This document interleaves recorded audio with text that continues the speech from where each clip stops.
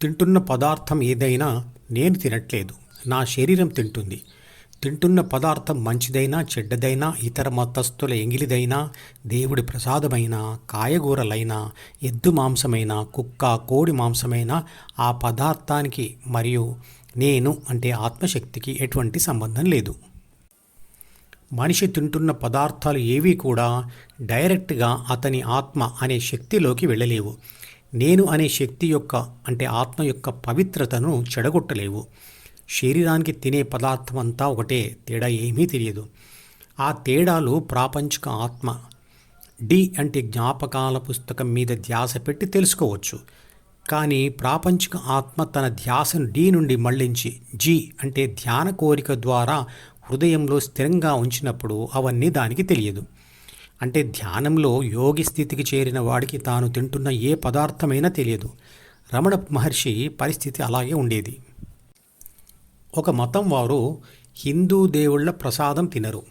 అలాగే పూర్వకాలంలో మరో మతం వారు హిందువుల చేత బలవంతంగా ఎంగిలి తినిపించడం వల్ల హిందువులు మతం మారేవారు. ఎందుకంటే ఎంగిలి తినడం వల్ల సనాతన ధర్మం అంటే ఆత్మ అపవిత్రమైంది అనుకొని, భ్రష్టమైందనుకొని చాలామంది హిందువులు ఆ మతంలోకి మారేవారు. ఇది హిస్టరీలోని సత్యం. వారు మతం మారి ధ్యానం చేయడాన్ని వదిలివేశారు. ఇప్పుడున్న ఆ మతం వారంతా ఒకప్పటి హిందువులే.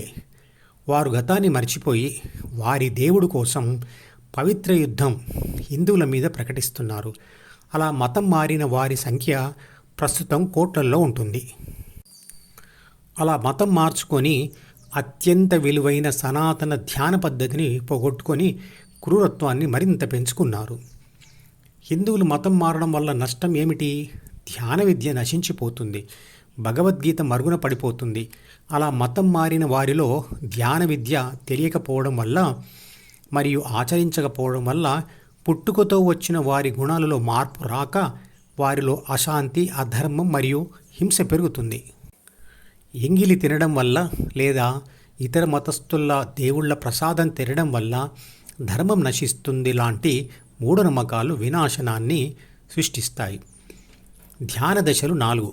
భగవద్గీత నాటి కాలంలో గురువు సమక్షంలో ఉంటూ అంటే నిష్కామ కర్మయోగ పద్ధతిలో సాధకులు ఆ దశలన్నీ పూర్తి చేసుకునేవారు.